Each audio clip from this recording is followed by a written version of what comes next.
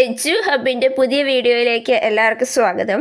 2024 August 24 നടത്തിയ shift 2 എക്സാമിൻ്റെ question പേപ്പറാണ് നമ്മൾ ഈ വീഡിയോസിൽ അനലൈസ് ചെയ്യുന്നത്.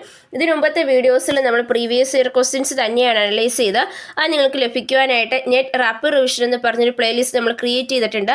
ആ പ്ലേലിസ്റ്റിൽ കയറി കഴിഞ്ഞാൽ നിങ്ങൾക്ക് ലഭിക്കുന്നതാണ്. ഇന്നത്തെ വീഡിയോയിൽ നമ്മൾ അനലൈസ് ചെയ്യാനായിട്ട് പോകുന്ന ഹയർ എഡ്യൂക്കേഷനിലെ റീഡിംഗ് കോംപ്രഹെൻഷനിലെയും ക്വസ്റ്റ്യൻസ് ആണ്. അപ്പോൾ ഈ ഒരു വീഡിയോയോട് കൂടി 2024 ഓഗസ്റ്റ് 21 ഷിഫ്റ്റ് 2 ക്വസ്റ്റ്യൻ പേപ്പർ നമ്മൾ ഫുള്ളായിട്ട് അനലൈസ് ചെയ്യും. നെക്സ്റ്റ് വീഡിയോ തൊട്ട് നമ്മൾ പുതിയൊരു ക്വസ്റ്റ്യൻ പേപ്പർ ആയിരിക്കും അനലൈസ് ചെയ്യാനായിട്ട് പോകുന്നത്. First question, A British official of the east India company who was interested in higher learning in India was. അതായത് ഇന്ത്യയിലെ ഉന്നത വിദ്യാഭ്യാസത്തിൽ വളരെ ഇൻട്രസ്റ്റ് കാണിച്ച ഈസ്റ്റ് ഇന്ത്യ കമ്പനിയിലെ ബ്രിട്ടീഷ് ഓഫീഷ്യൽ എന്നാണ് ചോദിച്ചിരിക്കുന്നത്. Francis Gladwin, William ward, William Adam, William Jones. Answer വരുന്നത് ഓപ്ഷൻ 4 ആണ്, വില്യം ജോൺസ് ആണ്. വില്യം ജോൺസ് ആണ് ഈസ്റ്റ് ഇന്ത്യ കമ്പനിയിലെ ഒരു സിഗ്നിഫിക്കൻ്റ് ആയിട്ടുള്ള ബ്രിട്ടീഷ് ഓഫീഷ്യലായിരുന്നു. അതുപോലെ തന്നെ നമ്മുടെ ഇന്ത്യയിലെ ഹയർ ലേണിങ്ങിന് അദ്ദേഹം ഒത്തിരി കോൺട്രിബ്യൂഷൻ നടത്തി. അതുപോലെ തന്നെ അസിയാറ്റിക് സൊസൈറ്റി ഓഫ് ബംഗാൾ ഫൗണ്ട് ചെയ്തതും അദ്ദേഹമാണ്. ഇന്ത്യയുടെ കൾച്ചറിലും ലാംഗ്വേജിലും ലിറ്ററേച്ചറിലൊക്കെ വളരെ ഇൻട്രസ്റ്റഡ് ആയിട്ടുള്ളൊരു വ്യക്തി കൂടിയായിരുന്നു അദ്ദേഹം ആൻഷ്യൻ്റ് ഇന്ത്യൻ ടെക്സ്റ്റുകളും ഫിലോസഫീസും പഠിക്കുകയും ചെയ്തിട്ടുണ്ട്. അദ്ദേഹത്തിൻ്റെ ഈ സൊസൈറ്റിയുടെ അദ്ദേഹം സ്ഥാപിച്ച അസിയാറ്റിക് സൊസൈറ്റി ഓഫ് ബംഗാളിൻ്റെ ലക്ഷ്യം എന്ന് പറയുന്നത് ഇന്ത്യൻ ഹിസ്റ്ററി, സയൻസ്, ലിറ്ററേച്ചർ എന്നിവയിലുള്ള നോളജുകളൊക്കെ ഡിസിമിനേറ്റ് ചെയ്യുക എന്നുള്ളതാണ്. അദ്ദേഹം നമ്മുടെ സ്ക്രിപ്റ്റുകൾ പഠിക്കുകയും അത് ട്രാൻസ്ലേറ്റ് ചെയ്യുകയും ചെയ്തു. അദ്ദേഹമാണ് ഇൻഡോളജി ഫൗണ്ട് ചെയ്തത്. അതായത് ഇൻഡോളജി എന്ന് പറഞ്ഞു കഴിഞ്ഞാൽ വെസ്റ്റ് കാര്യം ഇന്ത്യൻ കൾച്ചറിനെ ലാംഗ്വേജിനെ പറ്റിയും സ്കോളർലി സ്റ്റഡി എന്നാണ് ഇൻഡോളജി എന്ന് പറയുന്നത്. അപ്പോൾ അതിനൊക്കെ ഒരു ഫൗണ്ടേഷൻ കൊടുത്തത് ഇദ്ദേഹമായിരുന്നു. ഫ്രാൻസിസ് ഗ്ലാഡ്വിൻ ഒരു പേർഷ്യൻ സ്കോളറായിരുന്നു. അതുപോലെ തന്നെ ഈസ്റ്റ് ഇന്ത്യ കമ്പനിയുടെ ട്രാൻസ്ലേറ്ററും ആയിരുന്നു. അദ്ദേഹം പേർഷ്യൻ വർക്ക്സിനെ ഇംഗ്ലീഷിലോട്ട് ട്രാൻസ്ലേറ്റ് ചെയ്യുകയാണ് ചെയ്യുന്നത്. വില്യം വാർഡ് എന്ന് പറയുന്നത് ഒരു മിഷണറി ആയിരുന്നു. അതുപോലെ തന്നെ സെറംപോ ട്രയോയുടെ ഒരു മെമ്പർ കൂടിയായിരുന്നു. അദ്ദേഹം റിലീജിയസ് സോഷ്യൽ റീഫോംസിലുമായിരുന്നു ഫോക്കസ് ചെയ്തത്. വില്യം ആഡം ഒരു സ്കോട്ടിഷ് മിഷണറി ആയിരുന്നു. എഡ്യൂക്കേഷൻ റീഫോംസിലാണ് അദ്ദേഹത്തിൻ്റെ വർക്കുകൾ വന്നിരിക്കുന്നത്. അദ്ദേഹം ഇൻഡിജീനസ് എഡ്യൂക്കേഷനിലോട്ട് സർവേ നടത്തുകയും ഒക്കെ ചെയ്തിട്ടുണ്ടെങ്കിലും ഈ ഹയർ ലേണിങ്ങിലോട്ട് ഒത്തിരി അദ്ദേഹം കോൺട്രിബ്യൂഷൻ നടത്തിയിട്ടില്ല. Next question, the national education policy 2020 supported the idea of. അതായത് NEP 2020 ഏത് ഐഡിയനാണ് സപ്പോർട്ട് ചെയ്തതെന്നാണ് ചോദിച്ചിരിക്കുന്നത്. Science education, fragmented research, rigorous specialisation, segregate humanities and science. Answer വരുന്നത് ഓപ്ഷൻ 3 ആണ്, റിഗറസ് സ്പെഷ്യലൈസേഷൻ ആണ്. സയൻസ് എഡ്യൂക്കേഷന് മാത്രമല്ല എല്ലാ സബ്ജക്റ്റിൻ്റെ എഡ്യൂക്കേഷനും NEP പ്രാധാന്യം കൊടുത്തിട്ടുണ്ട്. അതുപോലെ ഇൻ്റഗ്രേറ്റഡ് റിസർച്ചിനാണ് പ്രാധാന്യം കൊടുത്തത്. അതുപോലെ തന്നെ ഹ്യൂമാനിറ്റി, സയൻസ് സബ്ജക്റ്റുകളെല്ലാം ഒരുമിച്ച് കൊണ്ടുപോകണം എന്നാണ് NEP 2020. അതിൻ്റെ ഇൻ്റഗ്രേഷനാണ് 2020 ലക്ഷ്യം വെച്ചത്. അതുപോലെ തന്നെ സപ്പോർട്ട് ചെയ്തതാണ് റിഗറസ് സ്പെഷ്യലൈസേഷൻ എന്ന് പറയുന്നത്. NEP 2020 റിഗറസ് ആയിട്ടുള്ള റിസർച്ച് ബേസ്ഡ് സ്പെഷ്യലൈസേഷൻ അത് മൾട്ടി ഡിസിപ്ലിനറി യൂണിവേഴ്സിറ്റീസിലാണ് പ്രൊമോട്ട് ചെയ്തിട്ടുണ്ട്. അതായത് അക്കാഡമിയിൽ ഇൻ്റർ ഡിസിപ്ലിനറി വർക്ക്, ഗവൺമെൻറ്, ഇൻഡസ്ട്രി ഇതിനെ എല്ലാത്തിനെയും കൂടെ യോജിപ്പിച്ചുകൊണ്ട് ഉള്ള ഒരു ഓപ്പർച്യൂണിറ്റീസാണ് പ്രൊവൈഡ് ചെയ്തത്. അതുപോലെ തന്നെ കരിക്കുലത്തിലെ ഫ്ലെക്സിബിലിറ്റി എംഫസൈസ് ചെയ്യുന്നുണ്ട്.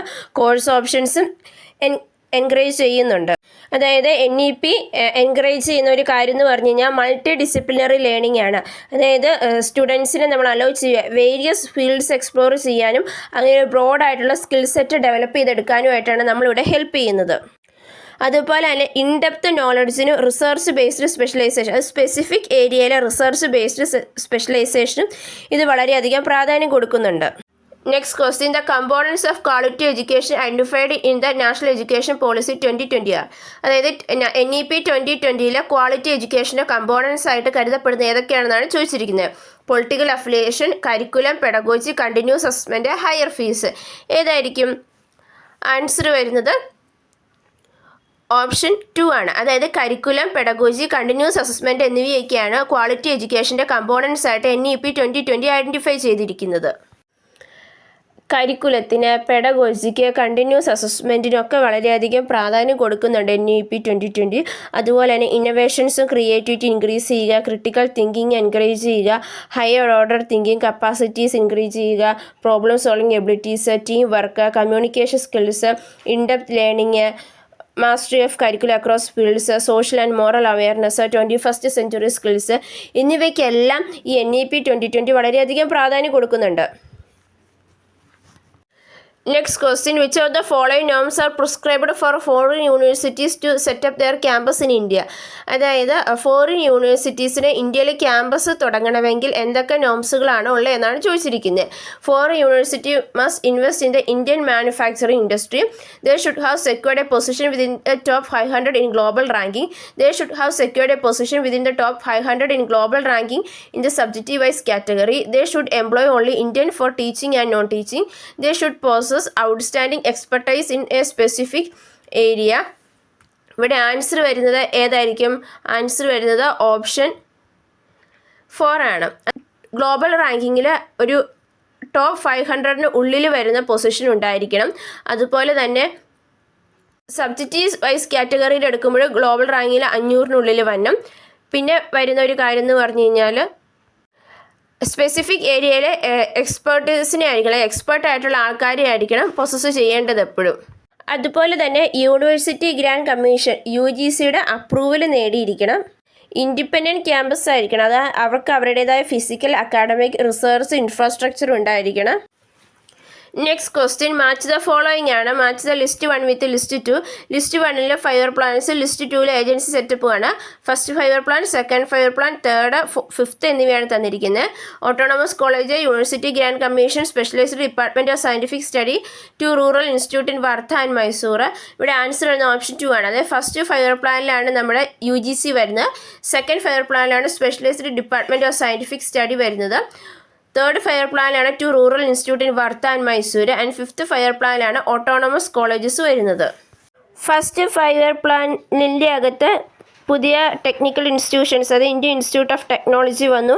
അതുപോലെ തന്നെ UGCയും ഈ ഫസ്റ്റ് 5 ഇയർ പ്ലാനിലാണ് വന്നത്. സെക്കൻഡ് 5 ഇയർ പ്ലാനിൽ എക്സിസ്റ്റിംഗ് ടെക്നിക്കൽ ഇൻസ്റ്റിറ്റ്യൂഷൻസിൻ്റെ ഇമ്പ്രൂവ്മെൻറ്റ്, സ്റ്റൈപ്പൻഡ് ബേസ്ഡ് ട്രെയിനിങ് പ്രോഗ്രാംസുകൾ, അതുപോലെ തന്നെ central institute of printing technology എന്നിവയുടെ എസ്റ്റാബ്ലിഷ്മെൻ്റ് ആണ് വന്നത്. തേർഡ് 5 ഇയർ പ്ലാനിൻ്റെ മറ്റൊരു പ്രത്യേകത എന്ന് പറഞ്ഞു കഴിഞ്ഞാൽ പ്രൈമറി എഡ്യൂക്കേഷൻ എല്ലാ കുട്ടികൾക്കും ആക്സസബിൾ ആക്കി എന്നുള്ളതായിരുന്നു. Fifth 5 year plan secondary higher എഡ്യൂക്കേഷൻ്റെ ഇമ്പ്രൂവ്മെൻറ്റിനാണ് പ്രാധാന്യം കൊടുത്തത്. നമ്മൾ ഹയർ എഡ്യൂക്കേഷനിലെ 5 ക്വസ്റ്റ്യൻസ് നോക്കി നമ്മൾ നോക്കാനായിട്ട് പോകുന്ന reading കോംപ്രഹെൻഷനാണ്. A careful study of the Rig Veda shows that even in the early times, karma and janana were recognized as two separate factors in the spiritual progress of man. Karma is connected with the world immediately above the one in which we live, and Janana is connected with the world of further above that. Agni and Indra are connected with the sacrifices, and the gods of the highest world are connected with the prayer and Janana. Since the Vedic Samhitas are intimately connected with the sacrifices, it is but natural that the gods connected with the sacrifices, the gods of the 2 lower regions should be more prominent in the Rig Veda. It is only through Janana that the soul can get into a state of everlasting bliss. This Janana is historic knowledge. At the time of the Rig Veda, the rises had evolved a highly complicated system of philosophy, and that the value of Janana as a means to final release from the world of physical bondage had been well established. The Yajurveda and Samaveda are of little importance to a student of ancient Indian culture. One notes the same optimistic tone in the Yajurveda regarding man's life in the world and his future in the other world. Material plenty is also quite noticeable. Gold and ornaments are spoken of freely as covetable objects. Cow are mentioned in thousands. So far as a culture is concerned, so far as religion and philosophy go, there is no difference between Rig Veda and other 2 Vedas.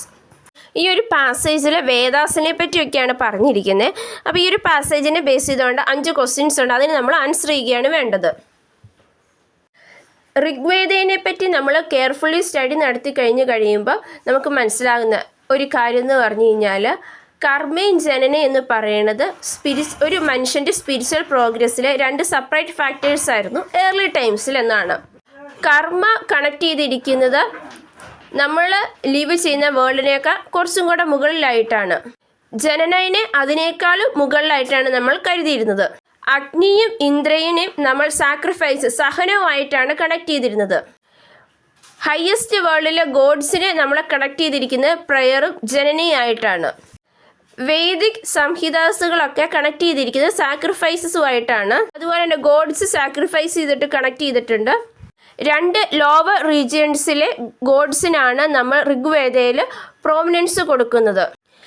ജനനയിലൂടെ മാത്രമാണ് ഒരു സോളിന് ഒരു everlasting bliss എന്ന് പറയുന്ന ഒരു സ്റ്റേറ്റിലോട്ട് എത്തിച്ചേരാനായിട്ട് സാധിക്കത്തുള്ളൂ. ഈ ജനന എന്ന് പറയുന്ന ഇസോറ്ററിക് നോളജ് ആണ്.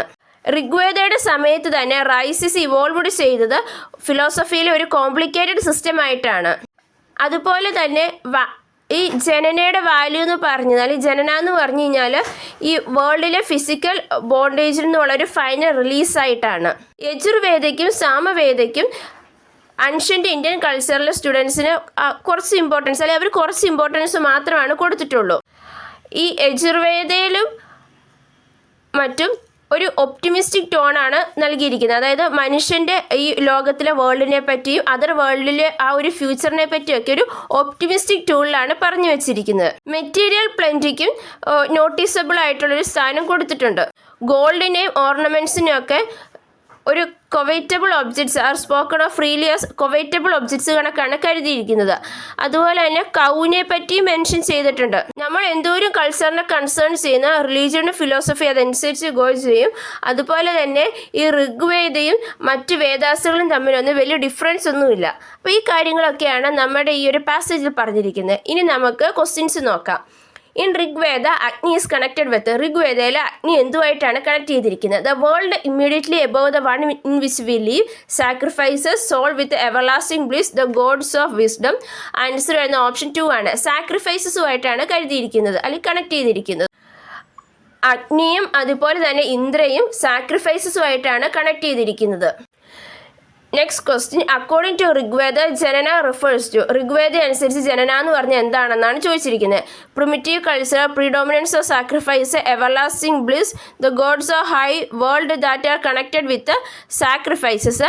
ഇവിടെ ആൻസർ വരുന്നത് എവർലാസ്റ്റിംഗ് ബ്ലിസ് എന്നുള്ളതാണ്. അതായത് ഓപ്ഷൻ 3 ആണ് വരുന്നത്. Next question, the optimistic tone regarding man's life in the world and his or her future in the other world exists in the Yajurveda, Samaveda, Atharvaveda, Rigveda. അതായത് നമ്മുടെ ഇവിടുത്തെ ലൈഫിനെ പറ്റി, മനുഷ്യൻ്റെ ഈ ലോകത്തിലെ ലൈഫിനെ പറ്റിയും അതുപോലെ തന്നെ ഫ്യൂച്ചർ വേൾഡിനെ പറ്റിയൊക്കെയുള്ള ഒപ്റ്റിമിസ്റ്റിക് ഒരു ടൂണ് ഏത് വേദയിലാണ് കൊടുത്തിരിക്കുന്നത് എന്നാണ് ചോദിച്ചിരിക്കുന്നത്. ഏത് വേദയിലാണ്? ഓപ്ഷൻ 1 ആണ്, യജുർവേദയിലാണത് കൊടുത്തിരിക്കുന്നത്. At the time of Rigveda, Rice's valued Janana as a means. ഋഗ്വേദയുടെ സമയത്ത് റൈസ് ജനനേനെ എങ്ങനെയാണ് വാല്യൂ ചെയ്തിരിക്കുന്നത് എന്നാണ് ചോദിച്ചിരിക്കുന്നത്. To find signs of gloomier side in man's life, to sacrifice and dissociate, to find release from the world of physical bondage, to rule and regulate. ഏതാണ് answer എന്ന option 3 ആണ്. To find release from the world of physical bondage എന്നുള്ളതാണ്. Last question, what is the original source of cultural life of the Hindus? അതായത് ഹിന്ദുസിൻ്റെ ആ cultural ലൈഫിൻ്റെ original source ഏതാണ് ചോദിച്ചിരിക്കുന്നത്. ഇതിഹാസ, പുരാണ, മനു, സേക്രഡ് വേദാസ്. ഏതാണ്? ഓപ്ഷൻ 4 ആണ്, സേക്രഡ് വേദാസ് ആണ്. അതായത് ഹിന്ദുസിൻ്റെ കൾച്ചറൽ ലൈഫിൻ്റെ ഒറിജിനൽ സോഴ്സായിട്ട് നമ്മൾ കരുതുന്നത് സേക്രഡ് വേദാസിനെ പറ്റിയാണ്. അല്ലെങ്കിൽ സേക്രഡ് വേദാസ് ആണ് ഹിന്ദുസിൻ്റെ കൾച്ചറിൻ്റെ ഒറിജിനൽ സോഴ്സായിട്ട് നമ്മൾ കരുതിയിരിക്കുന്നത്. സോ നമ്മളിന്ന് 10 ക്വസ്റ്റ്യൻസ് ആണ് അനലൈസ് ചെയ്തത്. ഹയർ എഡ്യൂക്കേഷനിലെ റീഡിംഗ് കോംപ്രഹെൻഷനിലെ ക്വസ്റ്റ്യൻസ് ആയിരുന്നു. ഈ വീഡിയോയോട് കൂടി 2024 ഓഗസ്റ്റ് 21 ഷിഫ്റ്റ് 2 ക്വസ്റ്റ്യൻ പേപ്പർ മുഴുവനായിട്ട് നമ്മൾ അനലൈസ് ചെയ്തു. അടുത്ത വീഡിയോ തൊട്ട് നമ്മൾ പുതിയൊരു ക്വസ്റ്റ്യൻ പേപ്പർ ആയിരിക്കും അനലൈസ് ചെയ്യാനായിട്ട് പോകുന്നത്. ഈ വീഡിയോ നിങ്ങൾക്ക് ഇഷ്ടപ്പെട്ട് കഴിഞ്ഞാൽ ലൈക്ക് ചെയ്യുക, ഷെയർ ചെയ്യുക. നമ്മുടെ ചാനൽ സബ്സ്ക്രൈബ് ചെയ്യാത്തവരാണെങ്കിൽ സബ്സ്ക്രൈബ് ചെയ്യുകയും തൊട്ടടുത്തുള്ള ബെൽ ഐക്കണിൽ ക്ലിക്ക് ചെയ്യുകയും ചെയ്യുക. താങ്ക്